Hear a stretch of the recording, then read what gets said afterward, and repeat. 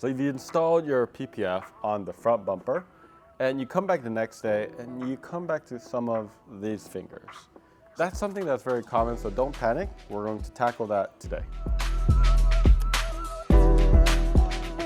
One of the things that could happen after you install your perfect PPF on a bumper or really any panel is that some of the fingers or wrinkles could come back. Why that happens is typically because there's too much material in that area. So it's almost impossible to get a stretch exactly the same every single time, but there were a little bit too much material in this area, which meant that it wasn't stretched across, right? Whenever we did this. This bumper is actually not a painted one, so one of the challenges of this is a composite bumper. So we had to use a lot of slip, and it wasn't very slippy, right, in this case. So that's probably what happened. But things like these are not really going to be an issue. Of course, if there was a finger that was going all the way halfway to the bumper, that's going to be really hard. But we're going to show you how to tackle that in today's video. So what I'm actually putting on is a wrap glove. What we're also going to be using is a heat gun, or you could use really any sorts of heat. A hair dryer would actually work as well. And we're going to tackle some of the key ones. So let me talk about, like, these are the most major ones. There's a very small one right here. There's a couple smaller ones here, and then one right there. Previously in this installation, some of the areas we flushed it out with water, distilled water, or tack solutions. Once it dries, the adhesive gets pretty aggressive, which is really nice to fold over these areas. This has been about a day since we've installed this. So this is a good time. First off, let's kind of recognize this. So this is like a double finger right here. And we want to use some heat, not a whole lot, and don't stay there for a long period. We're going to put it on high heat. And we're just going to massage it just a little bit. And that's it. And then you're going to just hold this up.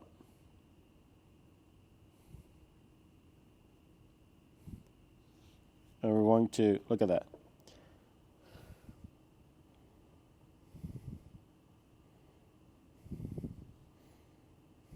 Cool. So one of the tips for this is, if you saw how I was doing it, let me just demonstrate it right here. You're not pushing it down, straight down like this. If this was a finger that was like right here, you're not just pushing it down. What I'm doing is kind of going in horizontal motion like this, and you're gradually kind of moving it outwards, right? What that does is you're evenly distributing that finger until it gets smaller, and then once it gets towards the end, there's relief, and then it could actually hold down. So we're going to do something like this. This is kind of more aggressive. It's pinched. You can heat it. Notice I don't hold that heat for super long periods of time. I hold that out just a little bit, and then after that, I should be able to push that in there. And look at that, okay? So really, the rest is kind of simple. Right, so you want to just heat it just a little bit. And then this one's not aggressive, so I could kind of slowly move that. And same motion, look at that. So this finger right here is pretty much the same thing. Let's talk about that finger. I'm going to go to the other side. And you're going to heat it. So what is this heat doing? It's actually the temperature, the high temperature, is actually making the film a little bit more malleable, which means that when you're doing this, it distributes a little bit better, and it doesn't do something called, it doesn't crease. It doesn't fold over each other, and then it's going to have a giant line right there. So that's what that heat does. It helps with some of that thing, right? And the other option is, if you don't have a wrap glove, you could do two things. You could actually use a vinyl squeegee as well. I like using the hard card if you have to. Same thing, guys. You will want to go side to side. Kind of do this, all right? So let's heat this.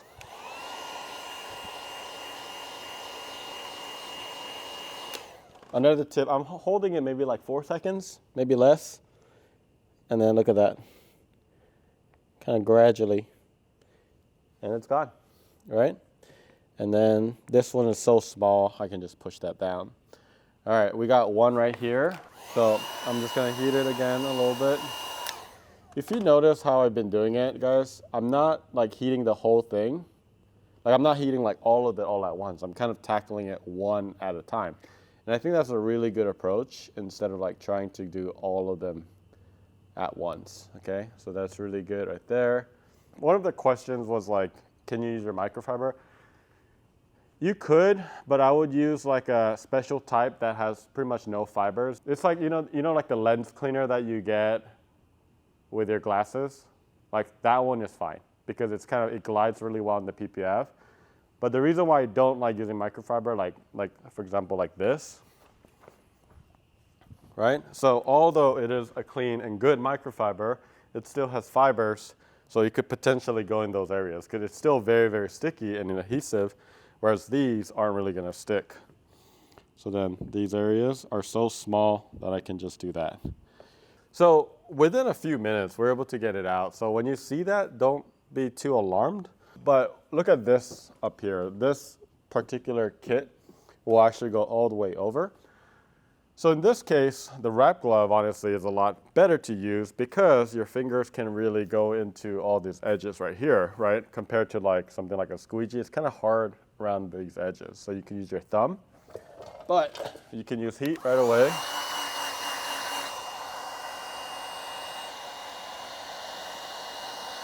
Okay, so when you do these, you always want to get into the valley. So this is the valley right here, and you want to focus on that first. And when you do this, notice how I don't fold it over just yet. I'm focusing on that hard edge right there.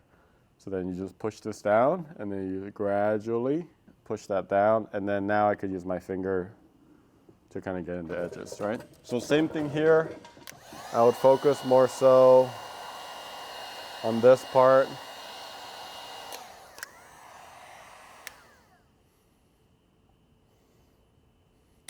Also, we were doing another demo, so that area got wet, but it was fine. And then I could finally heat the middle. All right, and just again, a reminder is that that heat is going to make it so that it's a lot more malleable and easier to pull down. So that pretty much sums it up though. But look at that, you get full coverage. So we try to make our kids as easy as possible, but also the best coverage. So this is a really good coverage. You're not gonna have to there's some customers where they just get really unlucky and they'll get like a chip right there in the edge and then they didn't have that edge fold over. So I get that pain and understand that pain. So to reiterate, for things like those smaller fingers that I dealt with earlier, you don't actually wanna spray more slip or tack into that. Also, if you keep spraying tack while you're working on it and continue, what you could do is actually burn the adhesive and you could kind of exhaust it to a point where the adhesive no longer really works well. So if you keep trying and it's just not sticking, just let it dry and then use the dry method that I just showed you like that.